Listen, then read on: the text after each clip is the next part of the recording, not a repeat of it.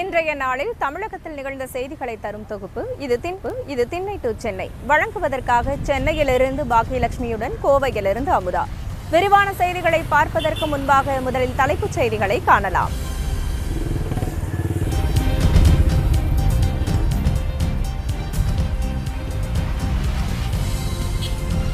அதிமுக பொதுச் செயலாளர் யார் என்பது பற்றி இதுவரை தீர்மானிக்கவில்லை. தகவல் அறியும் உரிமை சட்டத்தின் கீழ் கேட்கப்பட்ட கேள்விக்கு தேர்தல் ஆணையம் பதில். இரு அணிகள் இணைப்புக்கு விதித்த 60 நாட்கள் கெடு இன்றுடன் நிறைவு. 4 கட்டங்களாக சுற்றுப்பயணம் மேற்கொள்ள தினகரன் திட்டம். தமிழக அரசை கண்டித்து வரும் 10ஆம் தேதி ஆர்ப்பாட்டம். சென்னை வருமாறு மாவட்ட நிர்வாகிகளுக்கு பன்னீர்செல்வம் அழைப்பு.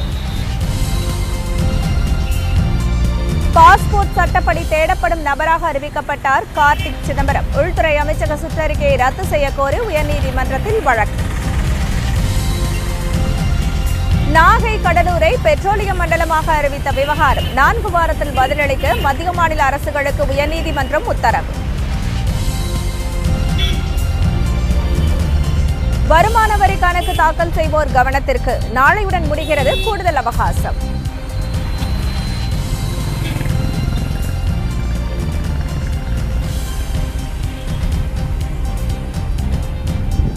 இனி விரிவான செய்திகள். அதிமுக பொதுச் செயலாளர் யார் என்பது பற்றி இதுவரை தீர்மானிக்கவில்லை என தேர்தல் ஆணையம் தெரிவித்துள்ளது. அதிமுக பொதுச் செயலாளர் யார், கட்சியின் சின்னம் உள்ளிட்ட பல்வேறு விஷயங்கள் குறித்து தேர்தல் ஆணையம் முடிவெடுக்காத நிலையில் இந்த விவகாரம் குறித்து தகவல் அறியும் உரிமை சட்டத்தின் கீழ் கேள்வி எழுப்பப்பட்டது. அதற்கு பதிலளித்துள்ள தேர்தல் ஆணையம் அதிமுக பொதுச் செயலாளர் யார் என்பது பற்றி இதுவரை முடிவெடுக்கவில்லை என தெரிவித்துள்ளது. மேலும் அதிமுகவில் உட்கட்சி பிரச்சினை நீடிப்பதாகவும் அதில் தெரிவிக்கப்பட்டுள்ளது. அதிமுக நிர்வாகிகள் குறித்து 5 கேள்விகளுக்கும் இதுவரை முடிவெடுக்கவில்லை எனவும் தேர்தல் ஆணையம் தெரிவித்துள்ளது. தன் மீதான லுக் அவுட் சுற்றறிக்கையை ரத்து செய்யுமாறு சென்னை உயர்நீதிமன்றத்தில் கார்த்திக் சிதம்பரம் தொடர்ந்த வழக்கின் விசாரணை திங்கட்கிழமைக்கு ஒத்திவைக்கப்பட்டுள்ளது. அந்நிய செலவாணி மோசடி வழக்கில் முன்னாள் மத்திய நிதியமைச்சர் ப. சிதம்பரத்தின் மகன் கார்த்திக் சிதம்பரத்திடம் விசாரணை நடைபெற்று வருகிறது. இதனிடையே கார்த்திக் சிதம்பரம் வெளிநாட்டிற்கு தப்பி செல்ல உள்ளதாக தகவல்கள் வெளியானது. இதையடுத்து நாடு முழுவதும் உள்ள அனைத்து விமான நிலையங்களுக்கும் லுக் அவுட் சுற்றறிக்கை அனுப்பப்பட்டது. அந்த சுற்றறிக்கையில் கார்த்திக் சிதம்பரம் வெளிநாடு செல்ல தடை விதிக்கப்பட்டுள்ளதாகவும் அவர் பயணம் மேற்கொள்ள முனைந்தால் அவரை தடுத்து நிறுத்துமாறும் அறிவுறுத்தப்பட்டிருந்தது. இது மட்டுமின்றி பாஸ்போர்ட் சட்டத்தின் கீழ் தேடப்படும் நபராக கார்த்திக் சிதம்பரத்தை மத்திய உள்துறை அமைச்சகம் அறிவித்தது. இந்நிலையில் லுக் அவுட் சுற்றறிக்கையை ரத்து செய்ய கோரி கார்த்திக் சிதம்பரம் சென்னை உயர்நீதிமன்றத்தில் வழக்கு தொடர்ந்தார். இந்த வழக்கு விசாரணை வரும் திங்கட்கிழமைக்கு ஒத்திவைத்து நீதிமன்றம் உத்தரவிட்டது. தமிழகம் முழுவதும் சுற்றுப்பயணம் மேற்கொள்வதற்கான அறிவிப்பை தினகரன் இன்று வெளியிடவுள்ளதாக தகவல்கள் வெளியாகியுள்ளன. அதிமுக அணிகள் இணைவதற்கான சாத்தியக்கூறுகள் குறித்து பல்வேறு கருத்துக்கள் நிலவுகின்றன. இந்த நிலையில் தமிழகம் முழுவதும் சுற்றுப்பயணம் மேற்கொள்வதற்கான அறிவிப்பை தினகரன் இன்று வெளியிடவுள்ளதாக தகவல்கள் வெளியாகியுள்ளன. கட்சி அலுவலகம் செல்லாமல் முதலில் சுற்றுப்பயணம் மேற்கொள்ள தினகரன் திட்டமிட்டுள்ளதாகவும் 4 கட்டங்களாக சுற்றுப்பயணம் மேற்கொள்ளும் தினகரன் முதலில் தெற்கு மண்டலத்தில் தனது பயணத்தை துவங்குவார் எனவும் கூறப்படுகிறது. தமிழக அரசை கண்டித்து பன்னீர்செல்வம் தலைமையில் வரும் 10ஆம் தேதி ஆர்ப்பாட்டம் நடைபெற உள்ளதாக அறிவிக்கப்பட்டுள்ளது. தமிழகத்தில் நிலவும் குடிநீர் பிரச்சினை, டெங்கு பாதிப்பு மற்றும் நீட் தேர்வு விவகாரம் ஆகியவற்றில் உடனடியாக தீர்வு காண வேண்டும் என வலியுறுத்தி முன்னாள் முதலமைச்சர் பன்னீர்செல்வம் தலைமையில் சென்னையில் ஆர்ப்பாட்டம் நடைபெற உள்ளதாக கூறப்படுகிறது. தமிழக அரசை கண்டித்து நடத்தப்படும் இந்த ஆர்ப்பாட்டத்தில் பன்னீர்செல்வம் அணியினர் அனைவரும் பங்கேற்பார்கள் என்று எதிர்பார்க்கப்படுகிறது. பன்னீர்செல்வம் முதலில் தம் மீதான ஊழல் புகாருக்கு பதிலளித்துவிட்டு பிறகு அரசை விமர்சிக்கட்டும் என அமைச்சர் சி. வி. சண்முகம் தெரிவித்துள்ளார். தமிழக அரசு ஊழல் நிறைந்த அரசு என்ற பன்னீர்செல்வத்தின் குற்றச்சாட்டுக்கு பதிலளித்த அவர் இவ்வாறு கூறியுள்ளார். ஊழலை பற்றி பேசுறதுக்கு அருகதை இல்லாதவர். அவர் பேரில் குற்றச்சாட்டுக்கு முதல்ல அவர் பதில் சொல்லிட்டு மற்றவங்க முதல்ல அவர் முதல்ல அழுக்க தொடக்கி சொல்லுவாங்க. நாகை கடலூரை பெட்ரோலிய மண்டலமாக அறிவித்தது குறித்து 4 வாரத்தில் பதிலளிக்க மத்திய மாநில அரசுகளுக்கு உயர்நீதிமன்றம் உத்தரவிட்டுள்ளது. நாகை கடலூரை பெட்ரோலிய மண்டலமாக அறிவித்ததை எதிர்த்து பூவுலகின் நண்பர்கள் அமைப்பு சார்பில் உயர்நீதிமன்றத்தில் வழக்கு தொடரப்பட்டது. இந்த வழக்கு இன்று விசாரணைக்கு வந்தபோது பூவுலகின் நண்பர்கள் அமைப்பின் சார்பில் ஆஜரான வழக்கறிஞர் தமிழில் அறிவிப்பு வெளியிடப்படவில்லை என்பதால் மக்களுக்கு இதுகுறித்து தெரிந்திருக்க வாய்ப்பில்லை என்று வாதிடப்பட்டது. இதனையடுத்து நாகை கடலூரை பெட்ரோலிய மண்டலமாக அறிவித்தது குறித்து 4 வாரத்தில் பதிலளிக்க மத்திய மாநில அரசுகளுக்கு உயர்நீதிமன்றம் உத்தரவிட்டுள்ளது. கோடம்பாக்கத்தை நம்பி கோட்டையும் இல்லை, கோட்டையை நம்பி கோடம்பாக்கமும் இல்லை என காங்கிரஸ் மாநில தலைவர் திருநாவுக்கரசர் தெரிவித்துள்ளார். சென்னை விமான நிலையத்தில் செய்தியாளர்களிடம் பேசிய அவர், கமலஹாசன் குற்றம் சாட்டினால் பதில் கூற வேண்டுமே தவிர அவரை விமர்சிப்பதால் குற்றச்சாட்டுகள் இல்லை என்று ஆகிவிடுமா என அவர் கேள்வி எழுப்பியுள்ளார். ஆரம்பிப்பாங்களா எனக்கு தெரியாது. ஒருவேளை ஆரம்பித்தா தனியாக தான் ஆரம்பிக்கிறக்கூடிய வாய்ப்பு இருக்குது. அப்போ அப்படி தனியாக ஆரம்பிக்கட்டும். அப்படி ஆரம்பித்தாங்கன்னா யாரோட கூட்டணி போடுறாங்க, என்ன கொள்கையை சொல்கிறாங்க, இதெல்லாம் பொறுத்து தான் மக்களுடைய ஆதரவு இருக்கும். கோடம்பாக்கத்தை நம்பி தான் கோட்டை இருக்கா சார்? இல்லை, கோடம்பாக்கத்தை நம்பி கோட்டையும் இல்லை, கோட்டையை நம்பி கோடம்பாக்கமும் இல்லை. யாருமே ஆனால் இங்கேருந்து அங்கே போகலாம், அங்கேருந்து இங்கே வரலாம். இது கடந்த கால வரலாறு. கோடம்பாக்கத்துலேருந்து புரட்சி எம்ஜிஆர் கோட்டைக்கு வந்திருக்காரு. கோட்டைக்கு வர ஆசைப்பட்ட பல பேர் கோடம்பாக்கத்தையும் விட்டுட்டு நிற்கிறாங்க ரோட்டில். இதெல்லாம் நாட்டில் நடந்திருக்கு. இதுக்கு மக்கள் தான் முடிவு பண்ணணும். தமிழக மீனவர்கள் சுட்டுக் கொல்லப்படுவதற்கும் ஈழத்தமிழர்கள் கொல்லப்படுவதற்கும் இந்திய அரசுதான் காரணம் என்று மதிமுக பொதுச் செயலாளர் வைகோ குற்றம் சாட்டியுள்ளார். சென்னை மதிமுக தலைமை கழகத்தில் நடைபெற்ற இளைஞரணி நிர்வாகிகள் கூட்டத்தில் செய்தியாளர்களை சந்தித்த அவர், இலங்கை அரசுடனான நட்பை தமிழக அரசு உடனடியாக கைவிட வேண்டும் என்று வலியுறுத்தினார். விடுதலை புலிகளைத்தான் நாங்கள் ஒழித்து விட்டோம் என்றார்களே, பிறகு அதற்கு தடை வைத்திருக்கிறீர்கள். ஈழத்தமிழர்கள் யார் போனாலும் நீ புலி ஆதரவாளன், புலிகளைச் சேர்ந்தவர் என்று உள்ளே நுழைய விடுவதில்லை. இந்தியா உட்பட நான் புலிகள் இயக்கத்தை சேர்ந்தவர் என்று சொல்லித்தான் உலகத்தில் எந்த தேசத்துக்கும் நான் போக முடியாது. ஆனால் அதை பற்றி கவலைப்படவில்லை. I don't care. ஆனால் இந்திய அரசுக்கு சொல்லுவேன், சிங்கள அரசோடு கொட்டமடிக்கிற வேலையை, கூடி கும்மாளம் போடுகிற வேலையை விட்டுவிடுங்கள். இங்கே மீனவன் கொல்லப்படுகிறான், நாதி கிடையாது. லட்சக்கணக்கான ஈழத்தமிழர்கள் படுகொலைக்கு இந்திய அரசு காரணம், ஐக்கிய முற்போக்கு கூட்டணி அரசு காரணம். இனப்படுகொலையின் கூட்டு குற்றவாளி. பாஜக தலைமையிலான அரசு தங்களது அதிகாரத்தை தவறாக பயன்படுத்துவதை உடனடியாக கைவிட வேண்டும் என்று மார்க்சிஸ்ட் கம்யூனிஸ்ட் கட்சியின் மாநில செயலாளர் ஜி ராமகிருஷ்ணன் வலியுறுத்தினார். சென்னையில் செய்தியாளர்களிடம் பேசிய அவர், ஊழல்கள் மற்றும் முறைகேடுகள் எங்கு நடைபெற்றாலும் அதன் மீது நடவடிக்கை எடுக்க வேண்டும் என்பதில் மாற்று கருத்து இருக்க முடியாது என குறிப்பிட்டார். ஊழல்கள் முறைகேடுகள் எங்கு நடந்தாலும், யார் சம்பந்தப்பட்டிருந்தாலும், சம்பந்தப்பட்டவர்கள் மீது நடவடிக்கை எடுக்க வேண்டும் என்பதில் யாருக்கும் மாற்று கருத்து இருக்க முடியாது. ஆனால் அதே நேரத்தில் மத்திய அரசாங்கம், பிஜேபி தலைமையிலான அரசு, சிபிஐ, அமலாக்கத்துறை போன்ற அந்த துறைகளை தன்னுடைய அதிகாரத்தை பயன்படுத்தி பழிவாங்குவது அல்லது தன்னுடைய பிஜேபியினுடைய கட்டுப்பாட்டில் கொண்டு வர முயற்சி எடுப்பது போன்ற அதிகாரத்தை தவறாக பயன்படுத்துவதும் இதுக்குள்ள அடங்கியிருக்கக்கூடிய ஒரு பிரச்சனை. வருமான வரி கணக்கு தாக்கல் செய்வதற்கு அளிக்கப்பட்ட கூடுதல் அவகாசம் நாளையுடன் நிறைவடைகிறது. 2016-17 ஆண்டுக்கான வருமான வரி கணக்கு தாக்கல் செய்வதற்கு கடந்த மாதம் 31ஆம் தேதி கடைசி நாளாக அறிவிக்கப்பட்டிருந்தது. மேலும் வருமான வரி செலுத்துவோர் ஆதார் எண்ணுடன் பான் கார்டு எண்ணையும் இணைப்பது கட்டாயம் என தெரிவிக்கப்பட்டதை அடுத்து பலரும் ஒரே நேரத்தில் முயன்றதால் சர்வர் முடங்கியது. அதனால் வருமான வரி கணக்கு தாக்கல் செய்வதற்கான தேதி நாளை வரை நீட்டிக்கப்பட்டது.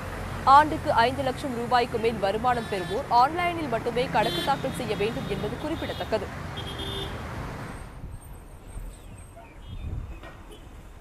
மூன்று நாட்களாக நடைபெற்று வந்த பெப்சி திரைப்பட தொழிலாளர்களின் வேலைநிறுத்தம் வாபஸ் பெறப்பட்டதை அடுத்து படப்பிடிப்புகள் தொடங்கியுள்ளன. தயாரிப்பாளர்கள் மற்றும் பெப்சி ஊழியர்கள் இடையிலான ஊதிய உயர்வு உள்ளிட்ட 3 அம்ச கோரிக்கைகளில் சுமூக தீர்வு கிடைக்காததால் ஆகஸ்ட் 1ஆம் தேதி முதல் வேலைநிறுத்தத்தில் ஈடுபட்டனர். இதனால் ரஜினியின் காலா படம் உட்பட 37 திரைப்படங்களின் படப்பிடிப்புகள் ரத்து செய்யப்பட்டன. தயாரிப்பாளர் சங்கம் மற்றும் பெப்சி தொழிலாளர்களுக்கு இடையிலான பிரச்சனையை பேசி தீர்க்க வேண்டும் என்று ரஜினிகாந்தும் வேண்டுகோள் விடுத்திருந்தார். இந்த நிலையில் பெப்சி நிர்வாகிகளின் அவசர ஆலோசனை கூட்டம் நடைபெற்றது. இந்த கூட்டத்தில் திரைப்படத்துறையின் பல அமைப்புகளும் பல்வேறு துறையினரும் வேண்டுகோளின் அடிப்படையில் இன்று முதல் பணிக்கு செல்வது என முடிவெடுக்கப்பட்டதாக தெரிகிறது.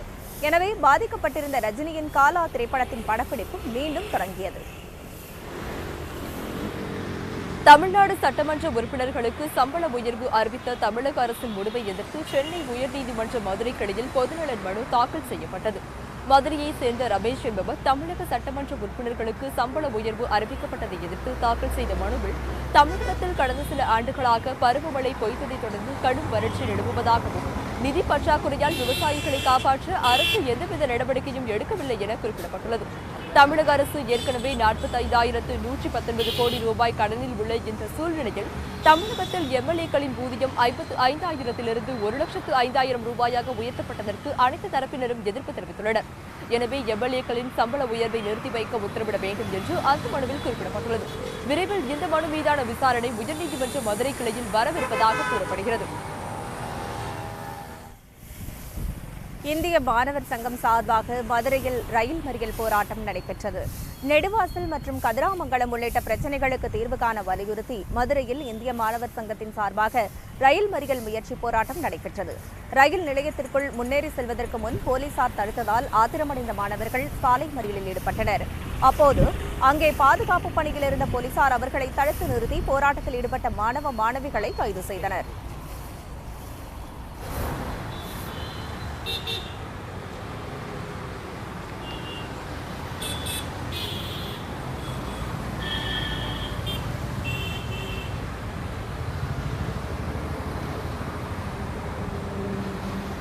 மணப்பாறை அருகே பேருந்து வசதி செய்து தரக்கோரி கிராம மக்கள் அரசு பேருந்தை சிறைப்பிடித்து போராட்டத்தில் ஈடுபட்டனர்.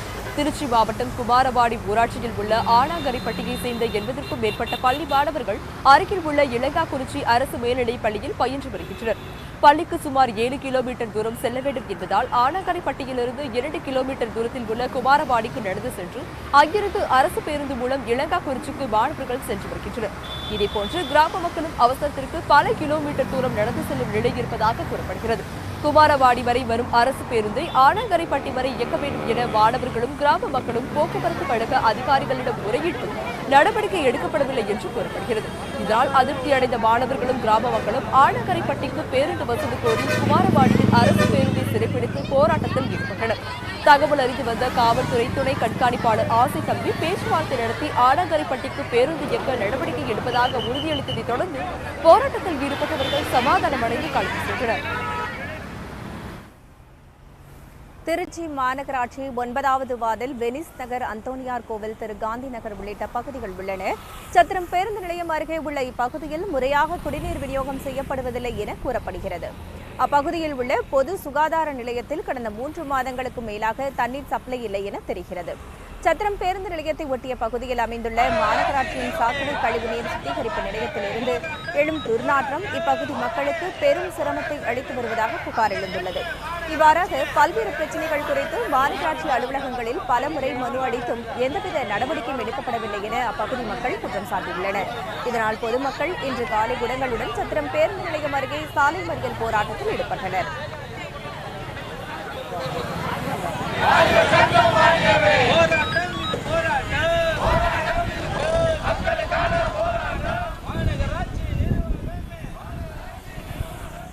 சாலை மறியலில் ஈடுபட்டவர்களுடன் மாநகராட்சி அதிகாரிகளும் காவல்துறையினரும் பேச்சுவார்த்தை நடத்தினர். ஒவ்வொரு பிரச்சனையாக சரி செய்யப்படும் என்று உறுதியளிக்கப்பட்டதைத் தொடர்ந்து போராட்டம் கைவிடப்பட்டது.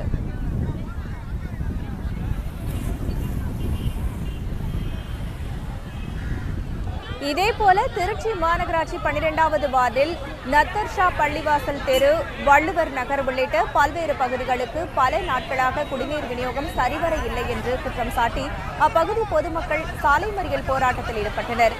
திருச்சி மாநகரத்தின் பிரதான சாலையான மதுரை ரோட்டில் சாலை மறியல் போராட்டம் நடைபெற்றதால் சத்திரம் பேருந்து நிலையம் வரை போக்குவரத்து நெரிசல் ஏற்பட்டது. சமாதான பேச்சுவார்த்தை நடத்தப்பட்டு உடன்பாடு எட்டப்பட்டதால் சாலை மறியல் போராட்டம் கைவிடப்பட்டது. தமிழகத்தில் ஆங்காங்கே மிதமான மழை பெய்ய வாய்ப்புள்ளதாக வானிலை ஆய்வு மையம் தெரிவித்துள்ளது. தென்மேற்கு பருவமழை தொடங்கியுள்ளதால் தமிழகத்தில் ஆங்காங்கே பரவலாக மழை பெய்து வருகிறது. வெப்பசலனம் காரணமாக தமிழகம் மற்றும் புதுச்சேரியில் ஒரு சில இடங்களில் மிதமான மழையும் சில பகுதிகளில் இடியுடன் கூடிய கனமழையும் பெய்யும் என வானிலை ஆய்வு மையம் தெரிவித்துள்ளது. சென்னையில் மாலை மற்றும் இரவு நேரங்களில் ஒரு சில இடங்களில் மழை பெய்யும் எனவும் வானிலை ஆய்வு மையம் தெரிவித்தது.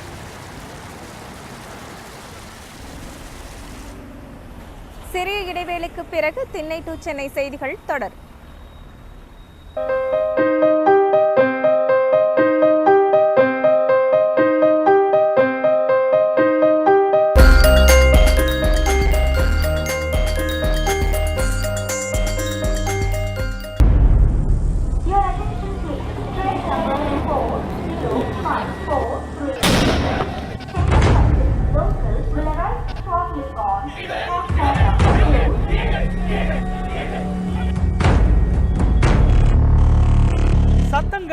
சிந்தனைகளுக்கு இடமில்லை.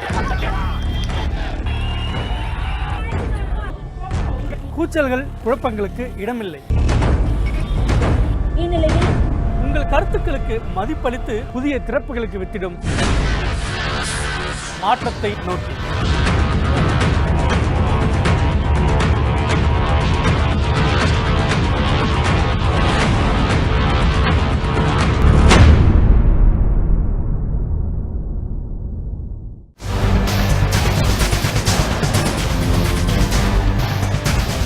செய்தியின் ஆழத்தை செயற்கையின்றி அளக்கும் உண்மையின் திறவுகோல். எட்டாத திசையை எட்டிப்பிடிக்கும் முயற்சி உங்கள் 8 திசை நிகழ்ச்சி.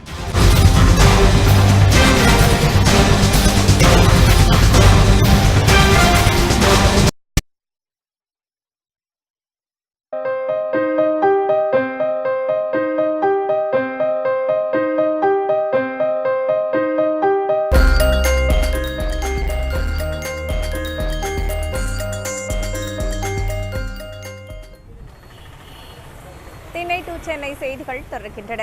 நாகை அருகே தமிழ்நாடு மீன்வள பல்கலைக்கழகத்தின் உறுப்பு மீன்வள பொறியியல் கல்லூரியின் புதிய கட்டிடங்களை அமைச்சர் ஜெயக்குமார் திறந்து வைத்தார்.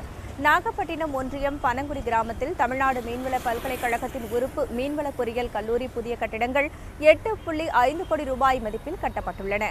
இந்த கட்டிடத்தை கைத்தறித்துறை அமைச்சர் மணியன் முன்னிலையில் அமைச்சர் ஜெயக்குமார் திறந்து வைத்தார்.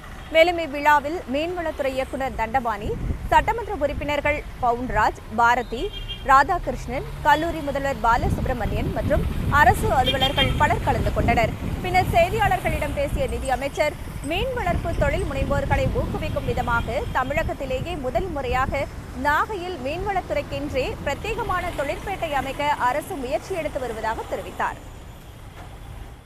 அதாவது சிப்காட் இண்டஸ்ட்ரியல் குரோத்துக்காக நம்ம சிட்கோ சிப்காட் இருக்கு.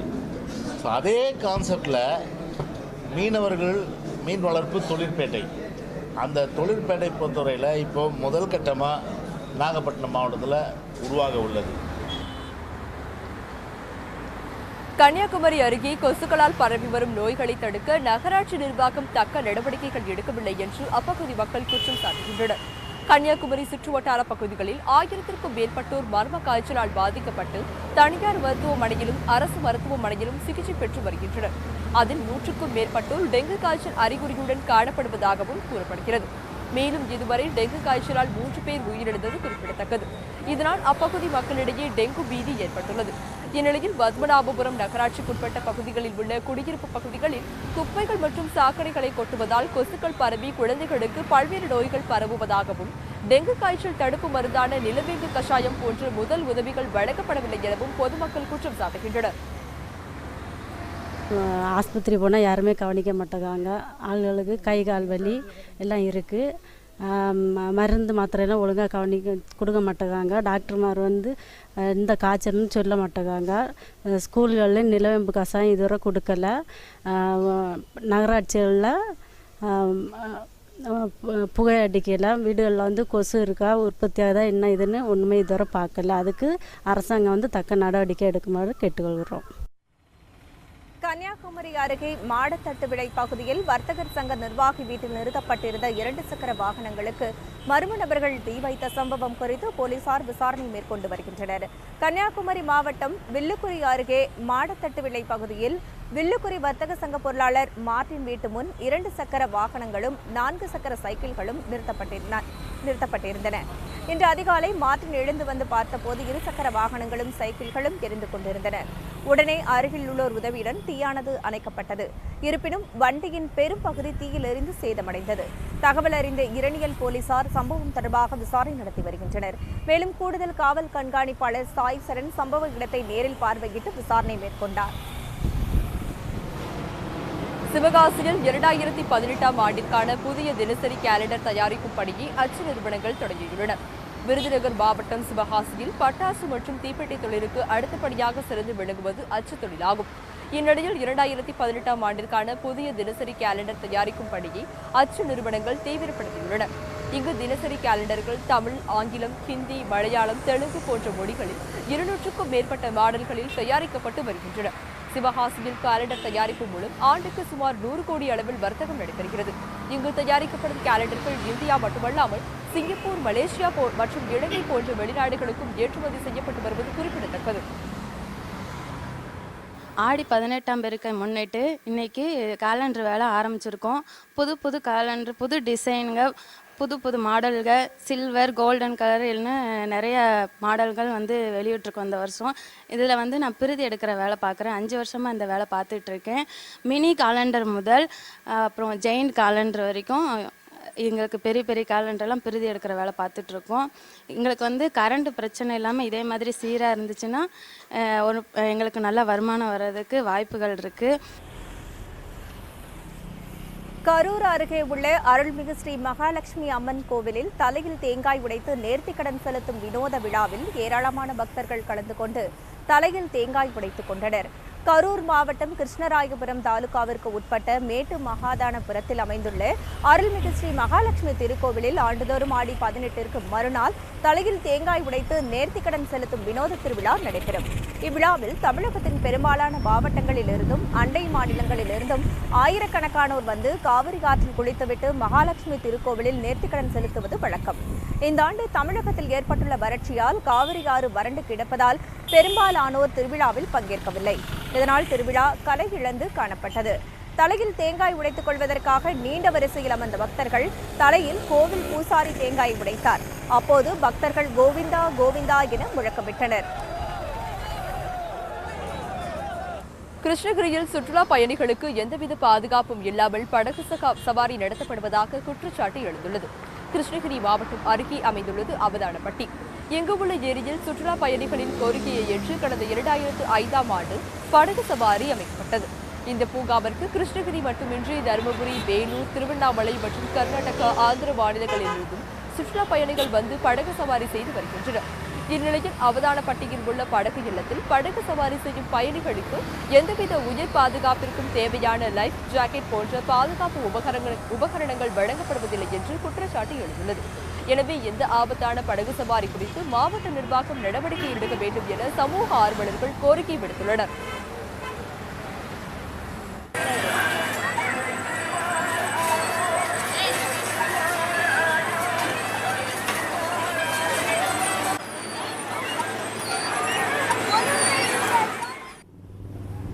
குன்னூரில் அழிவின் விளிம்பில் உள்ள பாரு பழக்களை பாதுகாக்க வலியுறுத்தி கலாச்சார விழிப்புணர்வு நிகழ்ச்சி நடைபெற்றது. நீலகிரி மாவட்டத்தில் 58% வனப்பகுதிகளாகவே உள்ளன. இந்த பகுதிகளில் அரிய வகை பறவைகளும் அழிவின் விளிம்பில் உள்ள பாரு வகை கழுகுகளும் உள்ளன. இவற்றில் 98% பாரு கழுகுகள் அழிந்துவிட்டதாக கூறப்படுகிறது. பருவநிலை மாற்றத்தாலும் செல்போன் கோபுரங்களின் கதிர்வீச்சாலும் பிளாஸ்டிக் பயன்பாட்டாலும் பாரு கழுகுகள் அழிந்து கொண்டிருக்கின்றன. இந்த நிலையில் அவற்றை பாதுகாக்கும் வகையில் குன்னூரில் கலாச்சார விழிப்புணர்வு நிகழ்ச்சி நடைபெற்றது. இதில் ஏராளமான பள்ளி மாணவர்கள் கலந்து கொண்டனர்.